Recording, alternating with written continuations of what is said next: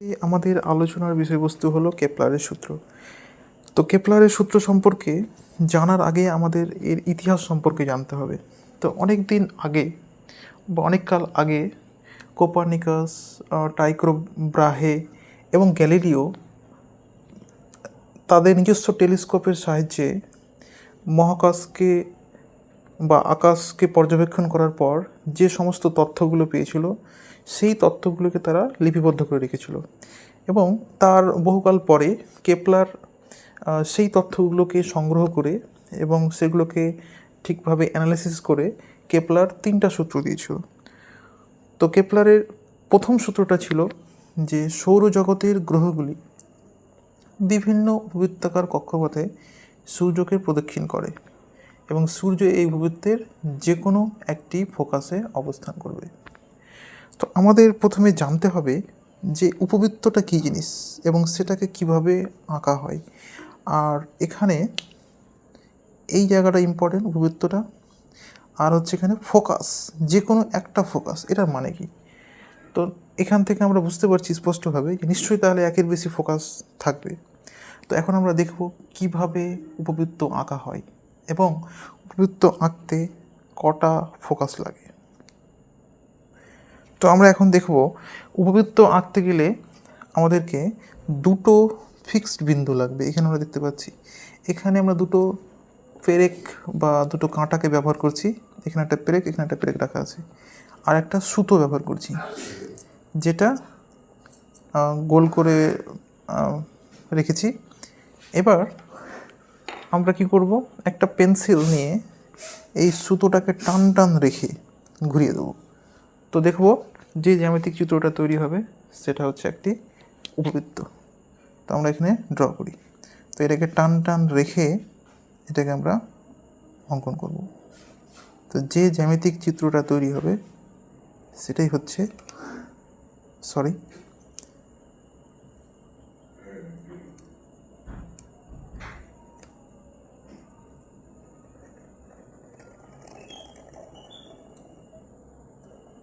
এটা। তো এটা হলো একটা ইলিপস। আমরা এখানে দেখতে পাচ্ছি এটা হলো একটা ইলিপস। তো ইলিপস বা উপবৃত্ত আঁকতে গেলে দেখতে পাচ্ছি যে দুটো ফিক্স পয়েন্ট লাগছে। এখানে একটা ফিক্স পয়েন্ট, এখানে আমরা একটা পেরেক ব্যবহার করেছি, আর এখানে একটা পেরেক ব্যবহার করেছি, আর একটা সুতো দিয়ে রেখে টান টান রেখে আমরা এই উপবৃত্তটা আঁকলাম। তো এখান থেকে স্পষ্ট হলো যে এটা আঁকতে দুটো ফিক্স পয়েন্ট লাগছে। তো এই যে ফিক্স পয়েন্ট, এই দুটোকেই বলা হয় ফোকাস, এবং এখানে দুটো ফোকাস আছে। এটার কথাই এই আগের যে সূত্রটা সেখানে বলা হয়েছিল। তো আমরা এখন কি করব, এখন আমরা এই পেরেক দুটোকে উঠিয়ে নেব, দিয়ে বিন্দু দুটোকে আমরা প্রথম এবং দ্বিতীয় ফোকাস বলবো। এবার আমরা পেরেক দুটো উঠিয়ে পর দেখতে পাচ্ছি যে এখানে দুটো পয়েন্ট পাচ্ছি, এখানে একটা পয়েন্ট পাচ্ছি। তো এখানে একটা ফোকাস, এটাকে আমি S1 নাম দিলাম, আর এখানে একটা ফোকাস পাচ্ছি S2। তো আমাদের প্রথম সূত্রে যে কোনো একটা ফোকাস যেখানে কথাটা বলা হয়েছে তার মানে হলো যে একটা উপবৃত্ত আঁকতে যে দুটো বিন্দু লাগে তাদের যে কোনো একটাতে সূর্য থাকবে। অর্থাৎ সূর্যকে এখানে অথবা এখানে আমরা ড্র করতে পারি। তো আমি এখানে সূর্যকে এই ফোকাসটাতে ড্র করলাম, এখানে থাকবে সূর্য। যেটাকে আমি বাদ দিচ্ছি আপাতত, এই যে এখানে থাকবে সূর্য, অথবা এখানেও আঁকা যেতে পারে, দুটোর মধ্যে যে কোনো একটা থাকবে। তো সৌরজগতের যে কোনো একটা গ্রহ যদি ধরি, আমাদের পৃথিবীর কথাই যদি ধরি, তো পৃথিবীকে আমরা যদি এখানে দেখাই, এখানে ড্র করি, তো তাহলে সূর্যটা এখানে আছে। এবার এই গ্রহ অর্থাৎ পৃথিবী, যেটা আমি বাকি গ্রহগুলোর কথা এখানে ধরছি না, তো পৃথিবী উপবৃত্তাকার কক্ষপথে সূর্যকে প্রদক্ষিণ করবে এবং সূর্য এই উপবৃত্তের একটা ফোকাস, এটা অথবা এখানে অবস্থান করবে। এটাই কেপলারের প্রথম সূত্রে বলা হয়েছে। এবার আমরা দেখব কেপলারের দ্বিতীয় সূত্রে কি বলা হয়েছে। কেপলারের দ্বিতীয় সূত্র সম্পর্কে জানার আগে আমাদের প্রথমে এই উপবৃত্ত সম্পর্কে কয়েকটা জিনিস সম্পর্কে জানতে হবে। তো আমরা যদি দেখি, যেরকম বৃত্তের ক্ষেত্রে ব্যাসার্ধ থাকে, সেরকম উপবৃত্তের ক্ষেত্রে দুটো ব্যাস ব্যবহার করা হয়। তো সেটাকে আমরা একটু ড্র করছি। তো এখানে দেখতে পাচ্ছি যে উপবৃত্তের ক্ষেত্রে একটা দূরত্ব রয়েছে যেটা ম্যাক্সিমাম হবে, এবং সেই যে দূরত্বটা সেটা দুটো ফোকাস বিন্দুগামী হবে। এই দূরত্বটা সব থেকে বড় দূরত্ব উপবৃত্তের ক্ষেত্রে। এটা একটা নাম আছে, এটাকে বলা হয় এটাকে বাংলাতে পরাক্ষ বলা হয় এবং ইংরেজিতে বলা হয় এটাকে মেজর অ্যাক্সিস। আর এর সঙ্গে পারপেন্ডিকুলারভাবে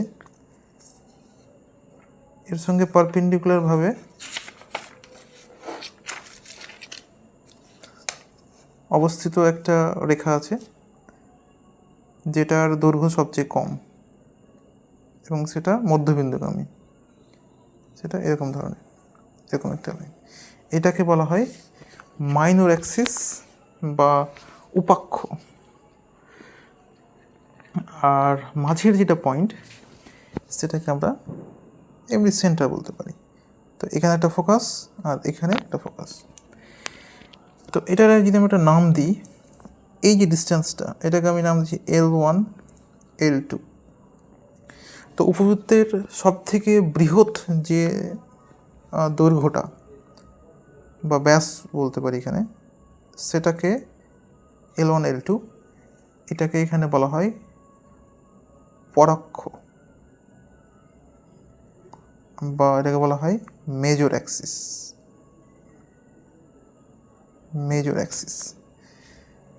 এবং এই ডিস্টেন্সটাকে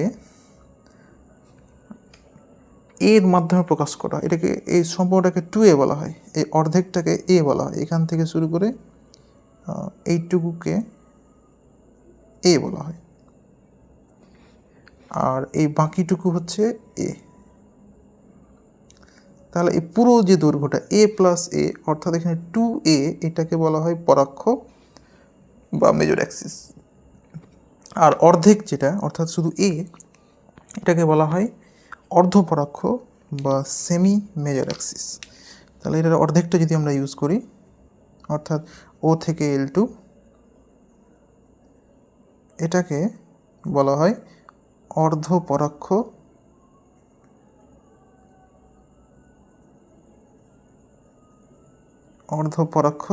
বা সেমি মেজর অ্যাক্সিস। একই রকমভাবে সব থেকে ছোট যে দৈর্ঘ্যটা রয়েছে উপবৃত্তের, এটাকে আমি নাম দিচ্ছি M1 M2।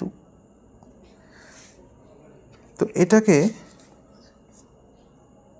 প্রকাশ করা হয় B এর মাধ্যমে। এটাকে B এর দ্বারা প্রকাশ করতে পারি। এইটুকু দূরত্ব হচ্ছে B, আর এই নিচের এইটুকুকে বলা হয় B ডিস্টেন্স। তাহলে B আর B, অর্থাৎ এখানে 2B যেটা, সেটাকে বলা হয় উপাক্ষ। তো এখান থেকে বলতে পারি 2B, বা এখানে M1 M2, এই পুরো ডিস্টেন্সটা, এইটুকুটা, এটাকে বলা হয় M1 M2। এটাকে উপাক্ষ বা এটাকে বলা হয় মাইনর অ্যাক্সিস।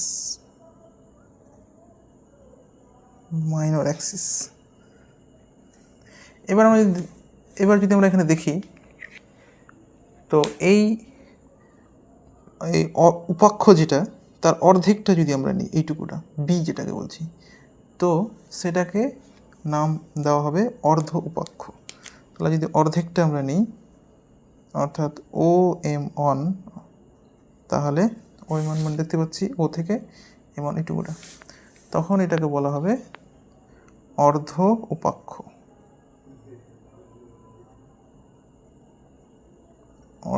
উপাক্ষ বা সেমি মাইনর অ্যাক্সিস। তো আমরা এখন পর্যন্ত যা দেখতে পেলাম যে একটা উপবৃত্ত আঁকতে গেলে দুটো ফিক্সড পয়েন্ট লাগে। এখানে নাম দিয়েছিলাম S1 এবং S2। আর এই উপবৃত্তের দুটো দৈর্ঘ্য খুব ইম্পর্টেন্ট। একটা হচ্ছে সব থেকে বড় দৈর্ঘ্য, যেটাকে বলা হয় পরাক্ষ বা সেমি মেজর অ্যাক্সিস, এইটুকুটাকে বলা হয় পরাক্ষ বা সেমি মেজর অ্যাক্সিস। আর সব থেকে ছোটো যে দৈর্ঘ্যটা সেটাকে বলা হয় উপাক্ষ বা মাইনর অ্যাক্সিস। আর অর্ধেকটা যদি নিই এটাকে বলবো সেমি মেজর অ্যাক্সিস, আর অর্থাৎ অর্ধ পরাক্ষ। আর যদি এই অর্ধেকটা নিই তো সেটাকে বলা হবে অর্ধ উপাক্ষ বা সেমি মাইনর অ্যাক্সিস। এবার এই এ আর এই বি এর মধ্যে কোনো সম্পর্ক আছে কি না সেটা আমাদের একটু লিখতে হবে। এ আর বি এর মধ্যে কোনো সম্পর্ক আছে কি না। তো এ আর বি এর মধ্যে কিন্তু একটা সম্পর্ক আছে, এবং সেটাকে আমরা একটা রাশির মাধ্যমে প্রকাশ করতে পারি, সেটা হচ্ছে ই। তো এখানে সম্পর্কটা হচ্ছে এরকম, ই সমান হবে √1 - b² / a²। এটা এ আর বি এর মধ্যে সম্পর্ক। এবং এই ইকে বলা হয় উৎকেন্দ্রতা বা ইসেন্ট্রিসিটি। উৎকেন্দ্রতা বা ইসেন্ট্রিসিটি ইসেন্ট্রিসিটি ইসেন্ট্রিসিটি এবং এই ই এর মাধ্যমে কি বোঝানো হবে? এই ই এর মাধ্যমে বোঝানো হয় যে এই উপবৃত্তটা বৃত্ত থেকে কতটা বিকৃতি হয়ে গেছে। অর্থাৎ ই যত বড় হবে তার মানে একটা জ্যামিতিক চিত্র তত বৃত্ত থেকে আলাদা হবে। তো আমরা এই ই এর ব্যাপারটা একটু উদাহরণের মাধ্যমে আমরা ব্যাপারটা বোঝাতে পারি। তো আমরা দেখি কিভাবে এই ইটাকে বোঝানো যায়। তো আমরা এখন দেখব যে ইটা এর মাধ্যমে কি বোঝানো হয়, অর্থাৎ ই এর সিগনিফিক্যান্সটা কী। তো সেটার জন্য আমরা প্রথমে একটা বৃত্ত অঙ্কন করি। একটা বৃত্ত আঁকলাম। এবার এই যে বৃত্তটা, এই বৃত্তের উৎকেন্দ্রতা কিন্তু 0 হয়। এবং এই বৃত্তের উৎকেন্দ্রতা 0 কেন হবে? তার কারণ হচ্ছে যে বৃত্তটা যেহেতু নিজের আকৃতি কোনো বিকৃতি এখন পর্যন্ত হয়নি, অর্থাৎ বৃত্তই আছে, তার মানে বৃত্তটা বৃত্ত থেকে আলাদা হয়নি, ওই জন্য ই এর মানটা 0।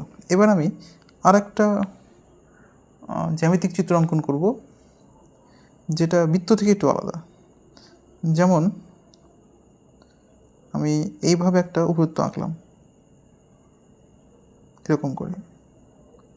তো এখান থেকে আমরা ছবি থেকে স্পষ্ট দেখতেই পাচ্ছি যে এটা থেকে এই ছবিটা একটু আলাদা আছে। এবং এই কোন জায়গাটা আলাদা দেখতে পাচ্ছি, এই উপরের অংশটা একটু চাপা হয়ে গেছে। অর্থাৎ মনে হচ্ছে যেন এই বৃত্তটার উপরের দিকে এদিকে এবং এদিকে চাপ দিয়ে এটাকে এরকম বানিয়ে দেওয়া হয়েছে। তো তার মানে এখানে এই জ্যামিতিক চিত্রটা বৃত্ত থেকে একটু আলাদা এবং কিছুটা আলাদা। ওই জন্য এখানে আমরা ই বলবো নট ইকুয়াল টু 0, অর্থাৎ এর একটা ভ্যালু রয়েছে। তো আমি এখানে বলছি এর ভ্যালুটা হচ্ছে 0.2। তো এখানে এর ভ্যালু 0 থেকে একটু ইনক্রিজ হয়েছে। তার মানে এখানে যে জ্যামিতিক চিত্রটা আছে সেটা বৃত্ত থেকে একটু আলাদা, এবং এর মান যত বৃদ্ধি ঘটবে তত জ্যামিতিক চিত্রটা বৃত্ত থেকে অতটা বিকৃত অথবা আলাদা হবে। এবার আমরা আরেকটা উপবৃত্তের ছবি আঁকছি।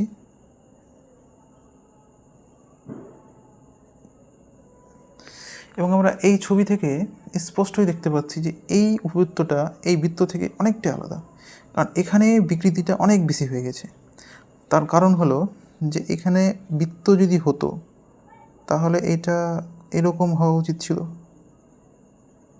এরকম বৃত্ত মানে এরকম উচিত ছিল হওয়া, কিন্তু এটা এখান থেকে এতটুকু বিকৃতি কিন্তু ঘটে গেছে, কারণ অনেকটা। আর এখানে যদি আমরা সার্কেল যদি ভাবতাম তাহলে এখানে দেখছি সামান্য বিকৃতি হয়েছে, একটু মাত্র নিচে গেছে, এখানে ছিল এখানে গেছে, এখানে অনেকটা চলে গেছে, তার মানে এখানে ই এর মানটা আরও বড় হবে এবং সেটা ধরলাম 0.5 এরকম। তো তাহলে এই উদাহরণ থেকে আমরা স্পষ্টভাবে বুঝতে পারছি যে ই এর মাধ্যমে বোঝানো হয় যে কোনো একটা উপবৃত্ত বৃত্ত থেকে কতটা বেশি বিকৃত হয়ে গেছে। ফলে এখান থেকে আমরা সহজ একটা উদাহরণ সাহায্যে ই এর ফিজিক্যাল সিগনিফিকেন্সটা কী সেটা আমরা বুঝতে পারলাম। এরপর আমরা দেখব কেপলারের 2 নম্বর সূত্রটা। কেপলারের দ্বিতীয় সূত্রে বলা হয়েছে সূর্য এবং কোনো গ্রহের সংযোগকারী রেখা সমান সময়ের ব্যবধানে সমান ক্ষেত্রফল অতিক্রম করে। তো এই ব্যাপারটা আমাদের বুঝতে হলে আমাদেরকে একটা উপবৃত্তের ছবি আঁকতে হবে এবং সেখান থেকে এই সূত্রটাকে একটু ব্যাখ্যা করতে হবে। তো আমরা এখন একটা উপবৃত্তের ছবি আঁকব। তো এখানে আমরা একটা উপবৃত্তের ছবি আঁকলাম। এবার আমরা কেপলারের দ্বিতীয় সূত্রকে এই চিত্রের মাধ্যমে ব্যাখ্যা করব। তো কেপলারের দ্বিতীয় সূত্রে বলা হচ্ছে যে কোনো গ্রহ, তো আমরা ধরে নিচ্ছি যে কোনো একটা গ্রহ কোনো একটা সময় এখানে আছে, এই জায়গাটাতে আছে। তো এখানে কোনো একটা গ্রহ, সেটা পৃথিবী হতে পারে, মঙ্গল হতে পারে, এখানে রয়েছে। কিছুক্ষণ পরে গ্রহটা একটা নির্দিষ্ট দূর গেল। তো এটাকে আমরা একটু হিসাব করে একটু ব্যাপারটা ধরছি। তো এখান আমরা সূর্য ধরবো, এখানে আছে, এই জায়গাটাতে সূর্য আছে, এখানে S1 ফোকাসে এখানে, আর পৃথিবী রয়েছে এই জায়গাটাতে। তো আমরা এখানে দেখে নেব যে বর্তমানে সূর্য থেকে পৃথিবীর দূরত্ব কত। তো এটা মোটামুটি আমাদের স্কেল অনুসারে মোটামুটি এটা হচ্ছে 9.5 এর মতো। তো যাই হোক, এটাকে আমরা হিসাবের জন্য এটাকে 10 ধরে নিচ্ছি। এটা 10 আছে, এখানে আমি মনে মনে এটাকে লিখে রাখলাম 10 সেন্টিমিটার আছে। তো এটাকে আলোকবর্ষ হিসেবে ধরতে হবে বা ওটাকে কিলোমিটার হিসেবে ধরতে হবে। তো আমরা ওই হিসেবে ভাবছি না, 10 সেন্টিমিটার আছে। এবার পৃথিবী কিছু একটা সময় পর, ধরলাম সময়টা টি বা 10 দিন এরকম কিছু একটা, তো সেটা গেল 2 কিলোমিটার বা 2 সেন্টিমিটার, এখানে ধরছি এতটা দূরে গেল।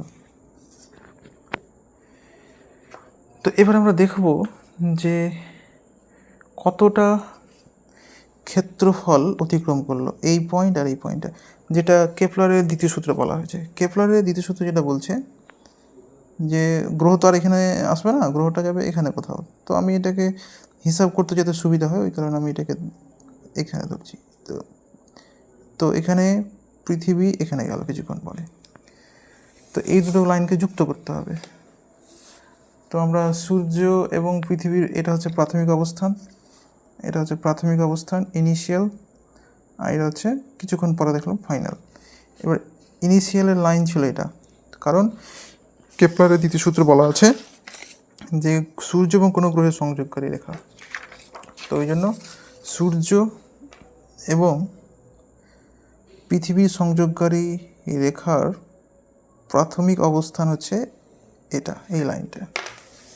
এটা হলো কিছুক্ষণ পরে পৃথিবী এই জায়গাটাতে গেছে, এখানে এই জায়গাটাতে।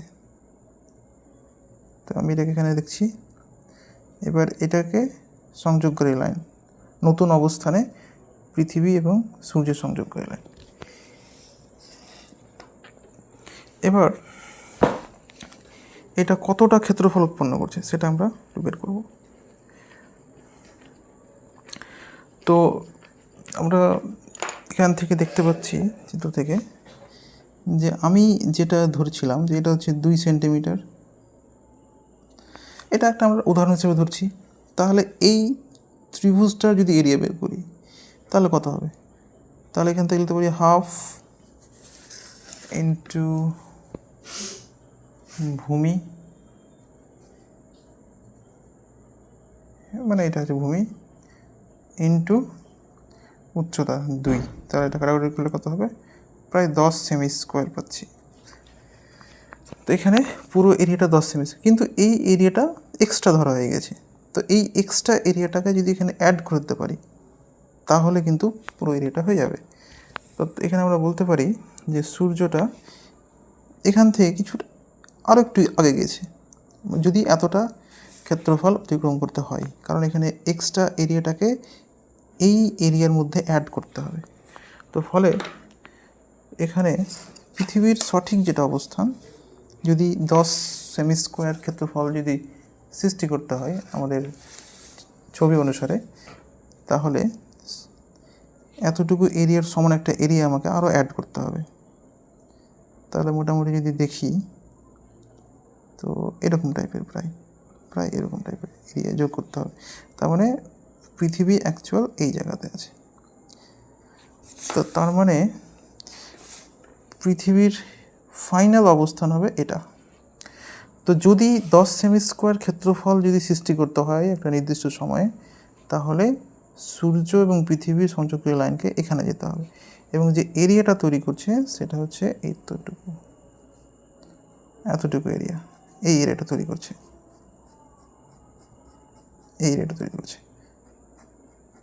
এটা আমরা এখানে ধরছি না, এটার জন্য এক্সট্রা একটা এরিয়া এখানে অ্যাড করে দিলাম এটা।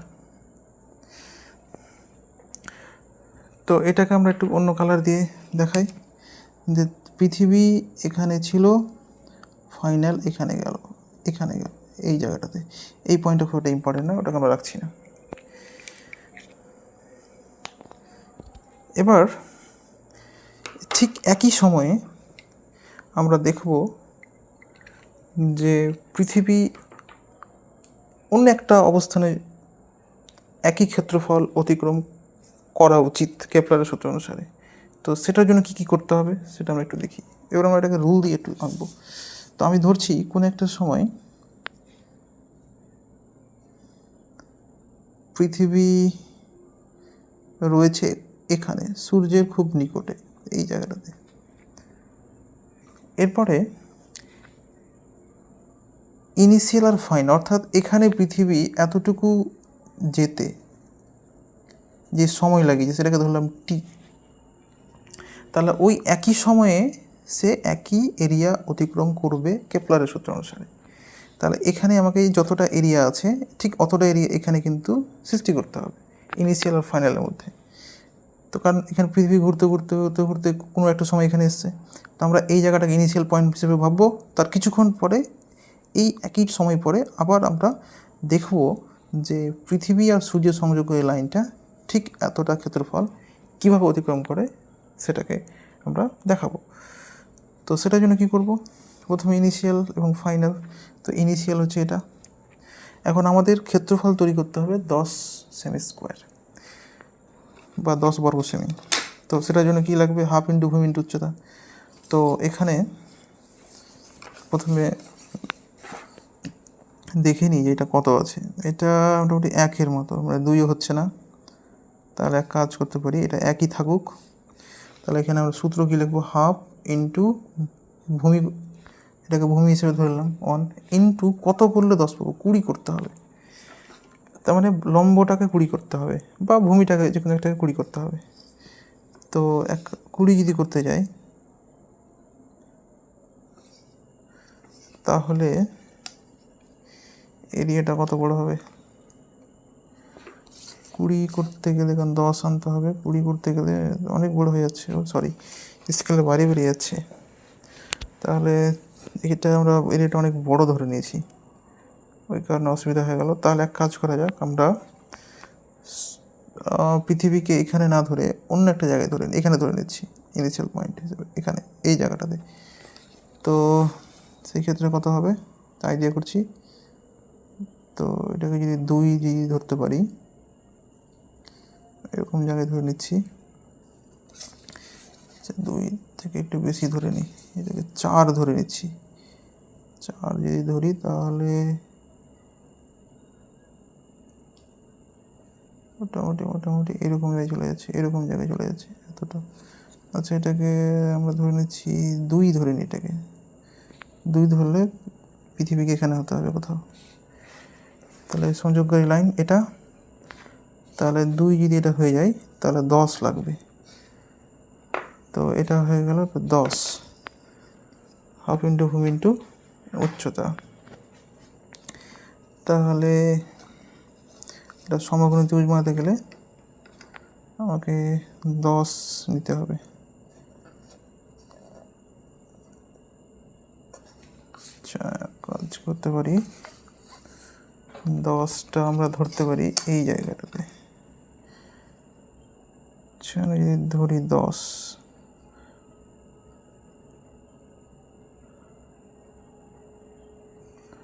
এটা খুব একটা ভালো হচ্ছে না। আচ্ছা, কাজ করতে পারি, না হলে এটাকে, আচ্ছা সরি, এটাকে যদি দেখিনি এখানে, তো কত হতে পারে, এখানে 4 হচ্ছে এখানে, ঠিক আছে, এটা 4 পেলাম। আর যদি এটা মাপি তাহলে মোটামুটি 5, এই জায়গাটা থেকে এই জায়গাটা পাচ্ছি 5, তাহলে এটা হলো 5। তো আমরা এক কাজ করতে পারি, কোন একটা মুহূর্তে ধরছি পৃথিবী এখানে আছে, এবার এখানে একটা ত্রিভুজ বানাবো, সমকোণী ত্রিভুজ, কারণ এরিয়া বের করতে গেলে সমকোণী ত্রিভুজটা বানাতে হবে। তো এটা প্রায় পাচ্ছি 5-এর মতো এই লাইনটা। তাহলে ইনিশিয়াল, এটা পৃথিবীর ইনিশিয়াল অবস্থান। আর ফাইনালটা কোথায় হবে সেটা আগে এরিয়াটা বের করার পর বলতে পারবো। তো এক কাজ করি, আমরা 5 পেলাম। তো আমাদের ক্ষেত্রফল বের করতে গেলে কী কী লাগবে? ক্ষেত্রফল বের করতে গেলে হাফ আর একটা ভূমি বা লম্ব কিছু একটা 5 হলো। এবার এটাকে 10 করতে হবে, কারণ আগেকার এরিয়াটা 10, এই এরিয়াটাকে 10 আনতে হবে। তো ওটার জন্য এখানে কত 4 নিতে পারি, তাহলে কেটে যাবে এটা 10। তার মানে এই লম্বটা নিতে হবে 4 সেন্টিমিটারে। তো আমরা এখান থেকে লম্ব নিয়ে নেব 4 সেন্টিমিটারে। তো মোটামুটি একটা আইডিয়া করে থেকে লম্বটা এখানে নেব 4 সেন্টিমিটার। তো 4 সেন্টিমিটারের লম্বটা প্রায় এরকম টাইপের হবে এটা। এবার এখানে যে সমকোণী ত্রিভুজটা তৈরি হবে সেটাকে আমরা এখানে, এই যে এবার এই যে ত্রিভুজটা তৈরি হলো, এই এরিয়া পুরোটা আর এখানকার এরিয়া সেম, কারণ আমরা দেখতে পাচ্ছি এটা 10 সেমি স্কোয়ারের একটা এরিয়া বানালাম, আর এখানে এসে 10 সেমি স্কোয়ারের একটা এরিয়া রয়েছে।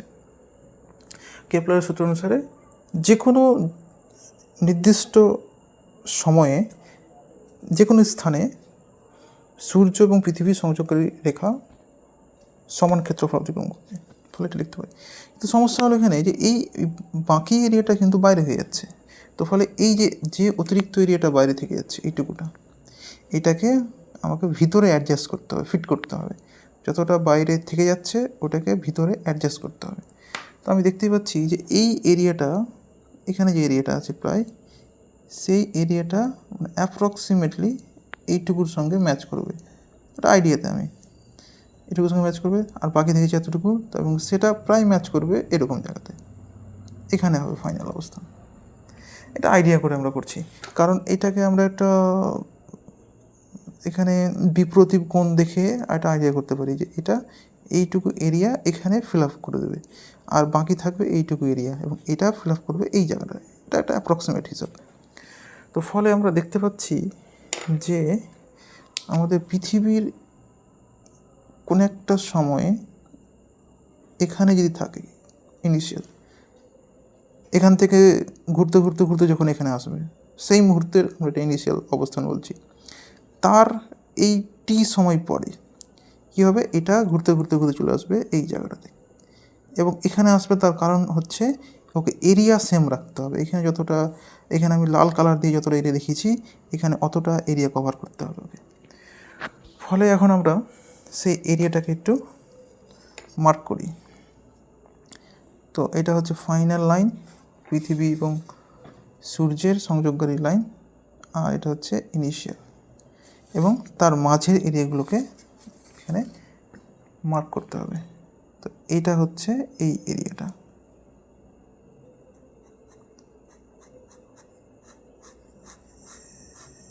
এই এরিয়াটা, এটা বাইরের এরিয়াটা কোনো কাজে লাগবে না এখানে। তো আমরা এখান থেকে কি দেখতে পেলাম, আমরা একটা অ্যাপ্রক্সিমেট যদি ছবি বা চিত্র যদি দেখি, তো এখান থেকে একটা জিনিস বুঝতে পারছি আমরা স্পষ্টভাবে যে যে টি সময়ে পৃথিবী যখন সূর্য থেকে অনেক দূরে রয়েছে, তখন যে টি সময়ে পৃথিবী যতটা পথ অতিক্রম করছে, এতটা পথ যাচ্ছে পৃথিবী, সেই একই সময়ে অন্য একটা অবস্থানে বা নিকটবর্তী অবস্থানে দেখতে পাচ্ছি পৃথিবী অনেকটা পথ অতিক্রম করছে, প্রায় এতটা পথ অতিক্রম করে যাচ্ছে। তাহলে আমরা কেপলারের সূত্র থেকে স্পষ্টভাবেই বুঝতে পারছি যে উপবৃত্তাকার কক্ষপথে কিন্তু কোনো গ্রহের বেগটা ধ্রুবক হবে না, অর্থাৎ মানের দিক থেকে ধ্রুবক হবে না, বা স্পিডটা কিন্তু ধ্রুবক হবে না। কারণ স্পিড এই কারণে ধ্রুবক হবে না, কারণ স্পিড যদি ধ্রুবক হতো তাহলে এখানে স্মল টি সময়ে যে পথটা যেত, ঠিক স্মল টি সময় এখানেও কিন্তু একই পথ অতিক্রম করা উচিত ছিল, কিন্তু সেটা একই পথ অতিক্রম করছে না, তার থেকে বেশি পথ অতিক্রম করছে। এই কারণে বলা হয় যে উপবৃত্তাকার কক্ষপথে গ্রহের স্পিড ধ্রুবক থাকে না। এটা ছিল কেপলারের দ্বিতীয় সূত্র। তাহলে কেপলারের দ্বিতীয় সূত্র থেকে যে অনুসিদ্ধান্ত বা যে অবজারভেশনটা আমরা দেখতে পেলাম, সেটা হচ্ছে যে গ্রহের স্পিড উপবৃত্তাকার কক্ষপথে কনস্ট্যান্ট বা ধ্রুবক নয়। এখানে আমি যে চিত্রটা দেখিয়েছি সেটা এখানে দুটো অবস্থানের ক্ষেত্রে, ইনিশিয়াল ফাইনাল, আর এখানে দুটো অবস্থানের ক্ষেত্রে। এরকম আরও অনেকগুলো অবস্থান নেওয়া যায়। কেউ যদি মনে করে যে আমি এই দুই অবস্থানে নেব এবং এটা দেখবো কত ক্ষেত্রফল তৈরি হচ্ছে, অথবা এই দুই অবস্থান, অথবা এই দুই অবস্থান, যে কোনো জায়গাতে দুটো অবস্থানের ক্ষেত্রে আমরা এই এরিয়াটা দেখাতে পারি। কিন্তু শর্ত হলো একটা, সময়টা একই রাখতে হবে, টাইম ইন্টারভালটাকে সেম রাখতে হবে, তাহলেই কিন্তু ক্ষেত্রফলটা সমান হবে। তো আমরা এখন দেখি কেপলারের সূত্রটার অবজারভেশনটা কি। তো কেপলারের দ্বিতীয় সূত্রের পর্যবেক্ষণ হচ্ছে উপবৃত্তাকার কক্ষপথে গ্রহের স্পিড ধ্রুবক থাকবে না, যেটা আমরা বললাম একটু আগে, এবং সূর্যের কাছে থাকলে স্পিড বেড়ে যাবে এবং সূর্য থেকে দূরে গেলে স্পিড কমে যাবে। কারণ আমরা এখান থেকে দেখতে পাচ্ছি যে সময়ে পৃথিবী এতটা দূরত্ব যাচ্ছে, যখন সূর্য থেকে দূরে রয়েছে মাত্র এতটুকু দূরত্ব যাচ্ছে টি সময়, কিন্তু যখন আমরা নিকটবর্তী জায়গাগুলোতে যখন আমরা পৃথিবীকে ধরছি বা নিচ্ছি, তখন দেখতে পাচ্ছি যে সেটা একই সময় টিতে অনেকটা পথ অতিক্রম করছে, তার মানে স্পিড বেড়ে যাচ্ছে। তো সেই অবজারভেশনটা আমরা এখানে লিখেছি যে সূর্যের কাছে থাকলে স্পিড বেড়ে যাবে এবং সূর্য থেকে দূরে গেলে স্পিডটা কমে যাবে। এবং এখানে একটা নাম আমরা লিখতে পারি, সূর্যের কাছে থাকলে সেই অবস্থানটাকে বলা হয় অনুসুর বা অ্যাপোজি বলা হয়, এটাকে পেরিজি বলা হয়, আর দূরে থাকলে ওটাকে বলা হয় অপসুর বা অ্যাপোজি বলা হয়। তো এরপর আমরা দেখব কেপলারের তৃতীয় সূত্র এবং সেই সূত্রের মধ্যে কি বলা আছে। তো কেপলারের তৃতীয় সূত্র হচ্ছে যে গ্রহের প্রদক্ষিণকালের বর্গ উপবৃত্তটির অর্ধ পরাক্ষের ঘনফলের সমানুপাতিক। তো এটার অর্থটা কি? তো অর্থটা হচ্ছে এরকম যে যদি আমরা একটা উপবৃত্ত যদি একটা অঙ্কন করি আইডিয়াতে, এটা মানে অ্যাপ্রক্সিমেটভাবে, এটা যদি একটা উপবৃত্ত হয়, তো উপবৃত্তে দুটো ফোকাস থাকবে, এখানে এখানে এটা S1, এটা S2। তো এখানে বলছে অর্ধপরাক্ষের ঘনফল, এখানে অর্ধপরাক্ষ কথাটা রয়েছে, আর এখানে বলছে প্রদক্ষিণকালের বর্গ। এটা মানে কি? তো অর্ধপরাক্ষ হচ্ছে যে এখানে যদি আমরা পরাক্ষ আঁকি, এটা পরাক্ষ, আর এটা হচ্ছে উপাক্ষ, এটা এটা পরাক্ষ, আর এটা হচ্ছে উপাক্ষ, এটা হচ্ছে অরিজিন, মূলবিন্দু। তো এখানে বলা হচ্ছে যে একটা কোনো গ্রহ, ধরো এখানে কোনো একটা গ্রহ আছে, সেটা পৃথিবী বা অন্য কোনো গ্রহ হতে পারে। তো বলছে এটা এক পাক ঘুরতে যে সময়টা নেবে সেটাকে বলা হয় প্রদক্ষিণ কাল। তো এই গ্রহটা এক পাক ঘুরতে যে সময় নেবে সেটা যদি টি হয়, তো বলছে এর বর্গ ফলটা, বলছে এই উপবৃত্তটার যে অর্ধপরাক্ষ আছে, অর্ধপরাক্ষ কোনটা? অর্ধপরাক্ষ হচ্ছে এইটুকুটা, পরাক্ষের অর্ধেক, তার মানে এইটুকুটা, এটা এর ঘনফলের সমানুপাতিক। এটি হচ্ছে কেপলারের তৃতীয় সূত্র। এখন এই সূত্রের সিগনিফিকেন্সটা কী, বা এই সূত্রের মাধ্যমে কী বোঝানো হচ্ছে ফিজিক্যালি? তো এই সূত্রের মাধ্যমে বোঝানো হচ্ছে যে যত এটা বড় হবে তত টি বড় হবে। অর্থাৎ কোনো একটা গ্রহ সূর্য থেকে যত দূরে অবস্থিত হবে সেই গ্রহের প্রদক্ষিণকাল তত বড় হবে। তার মানে সূর্যকে যদি এখানে ভাবি, আর এখানে যদি আমরা অন্য কোনো একটা গ্রহকে ভাবি, তো এটা যত দূরে হবে তত এ বড় হবে, তাহলে এই যত বড় হবে টি তত বড় হবে। অর্থাৎ যে গ্রহ যত দূরে অবস্থিত হবে তার প্রদক্ষিণকালটা তত বেশি। তো আমরা যদি উদাহরণ হিসেবে যদি দেখি, তো বৃহস্পতি গ্রহ মঙ্গল গ্রহ থেকে বেশি দূরে আছে, ফলে বৃহস্পতি গ্রহের প্রদক্ষিণকালটা কিন্তু বেশি হবে। এবং আমরা এক্সপেরিমেন্টালি দেখেছি যে হ্যাঁ, সত্যিকারে বৃহস্পতি গ্রহের গ্রহটির প্রদক্ষিণকাল মঙ্গল গ্রহ থেকে বেশি হয়, কারণ সে বেশি দূরে আছে।